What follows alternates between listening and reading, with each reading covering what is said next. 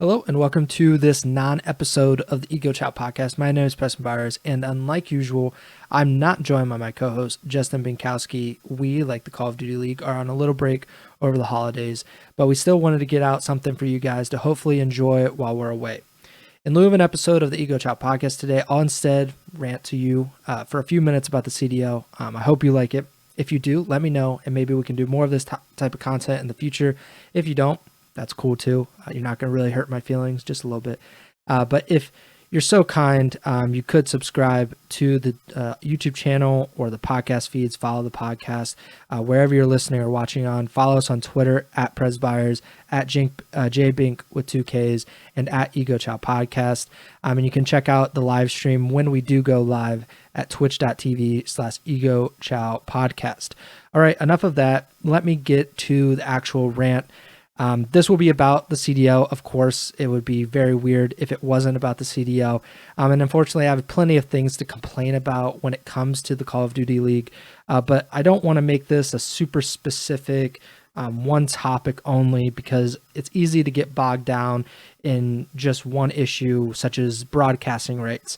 I've written and I've spoken about that multiple times on the podcast at .esports, on Twitter as well. So if you listen to the podcast or read any of my work or any of my tweets, you'll know my position on the matter. But I don't want to get just honed in on that one topic. But I do think it is a perfect recent example of the CDL failing Call of Duty esports fans. And I don't think that's being too harsh about it. I think that's just being fair, because the CDL has failed its fans. From the beginning, I was a supporter of the CDL and was actually very open to the idea of a franchised city-based model. As you can probably tell, I'm an American, so franchising in traditional sports is just the norm. That's everything. The NFL, the NBA, I'm used to it. And promotion and relegation is not very common in the United States in terms of professional sports. And while I'm not against the system like that, I'm also not against the system if it doesn't have relegation, like some of our European listeners may be, because they're so used to and they've been ingrained into European football. But when the CDL was announced, I, like everyone else, was sold a bill of goods. One, a greater investment into Call of Duty esports from billionaire sports owners and Activision Blizzard. 2, a true city-based system in which there would be home and away games. And 3, a smaller yet more sustainable and reliable group of teams and owners. Let's start with point number 1. Team owners reportedly agreed to buy into the league at $25 million apiece. Think about that.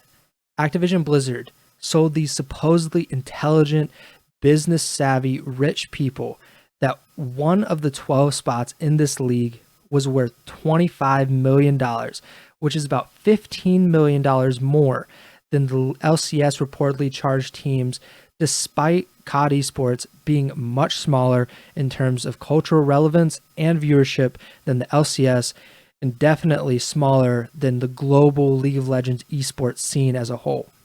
COD Esports is most popular in the US, Canada, and the UK. League of Legends is popular pretty much everywhere. US, Canada, the UK, Germany, South Korea, Spain, China, etc. So the idea that these owners would be able to make their money back on the initial investment, when esports organizations had been notoriously bleeding money, they still are, that seemed foolish. But it was made worse because Activision did so little to help out the esports scene. Basic necessary features like game resets, in-game cosmetics, timeouts, competitive weapon tuning, just simple stuff that either didn't happen, or they were defective, or was too late to even matter. When the game developers and publisher don't help out the competitive scene, it's nearly impossible for true, meaningful progress to be made. And in the nearly 4 years the CDL has been active, and could be strongly argued that we've regressed and we really haven't progressed at all. 2. When the CDL was announced, 12 teams representing 11 cities were revealed. The league initially announced a world tour, which would have had the teams traveling every week to cities sometimes thousands of miles away from each other. This model was ultimately scrapped after player complaints that the schedule was untenable. They would rarely be home. They'd be playing every single weekend or almost every single weekend. Could be in Europe, could be in America, could be on the East Coast, could be on the West Coast. It was just too much. So the league revised the schedule, removed some home series events, and put forth a less grueling but still unpopular season format.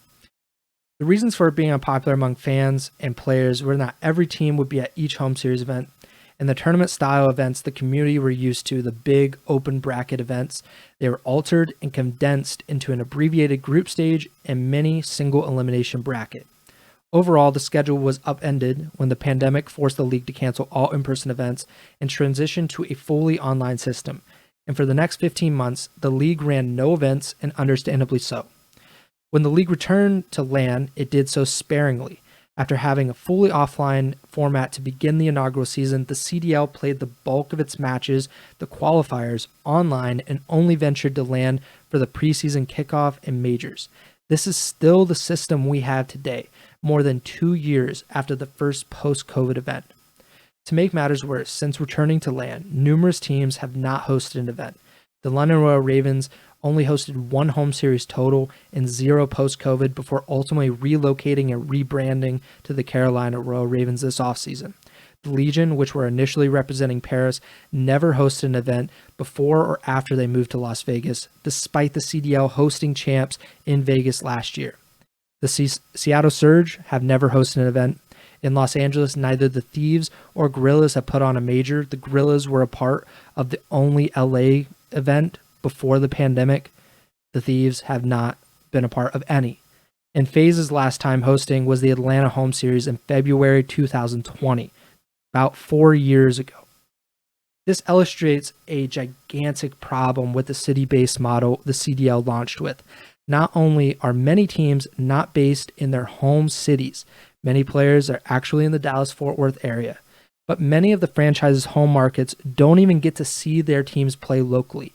If there's a CDL fan based in New York or Los Angeles, 2 of the biggest cities in not only America, but the world, regardless of what team they support, they haven't been able to consistently attend events to watch their team play.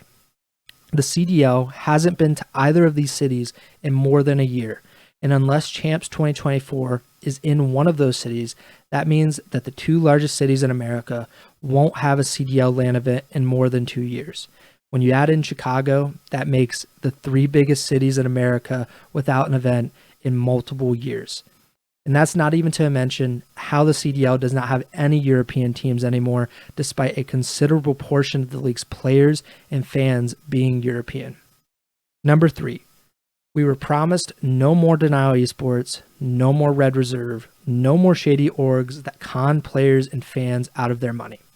And yet, former London Royal Ravens coach Dominate is accusing the organization of not paying him, other employees, and even house landlords of what they're allegedly owed. We weren't even sure the LA Gorillas were going to field a team this season after its parent organization, The Guard, laid off dozens of staffers in the spring, and its ownership group signaled that it was pulling out of esports. Even though the team did get a roster, and they've even won a match this season, you would barely know it because the team Twitter account has tweeted about 5 times in 6 months. The Legion, which have been the butt of our jokes for years about how cheap we believe them to be, they used a shoddy AI image to announce their roster for the season because presumably they didn't want to pay a graphic designer to make one. So things haven't been going great in that respect, and ownership in the league has been even messier, to put it lightly. In the 4 years the CDL has been around, and I'm going to get into a little bit of specifics. This is a lot to take in. 4 years the CDL has been around. Optic, the most popular team in COD esports history, has represented 3 markets: LA, Chicago, and now the entirety of Texas, as a result of a few sales and mergers involving the iconic brand. The Dallas Empire, the inaugural CDL champions, and a franchise owned by Team Envy, another iconic COD brand, is no more because Optic's brand was available to buy. This is only the case after NRG Esports ditched the CDL and the Chicago market, which led to the Boston Breach buying in and forming New England's only franchise. As previously mentioned, Europe has no more CDL teams after the Ravens and Legion left London and Paris, respectively. 100 Thieves entered the league after the 2020 season, taking over the LA franchise spot left by Optic Los Angeles, which sold the Optic brand but not its spot to NRG. And recently, we've seen G2 Esports take over the Rocker brand through a merger. The Spanish organization Heretics did something similar in the offseason when it rebranded the Florida Mutineers to the Miami Heretics. I know that was quite a bit, but it shows that the CDL has not been stable by any means in terms of ownership, and stability was such a strong selling point when the league launched. So to wrap it up, I know I've been going on for 10 or so minutes. The viewership hasn't gotten better. The relationship Activision has with its fans and players certainly hasn't improved. The league doesn't appear to be a long-term solution for the esports scene, and it doesn't seem very likely that considerable money was made by anyone involved, especially because it is believed that the franchising fees, that $25 million mark, a lot of that was waived and the teams didn't really have to pay it. So what was achieved? What progress did we make? I want to extend this question to you because I think it's important and I would actually love an answer. And this is a genuine question. I'm not trying to be an ass about it, but what has the CDL accomplished or what have they progressed in the last 4 years for COD Esports? Once the CDL is no more or we change something in terms of the system, what can we say has gotten better at the end of this? The only thing I can think of is that the CDL, if the CDL were to cease to exist after the 2024 season, like the Overwatch League did recently, and I think that is the most likely outcome. And we've been talking about it on the podcast, how I think this is probably the last season of the CDL in its format, in its current state.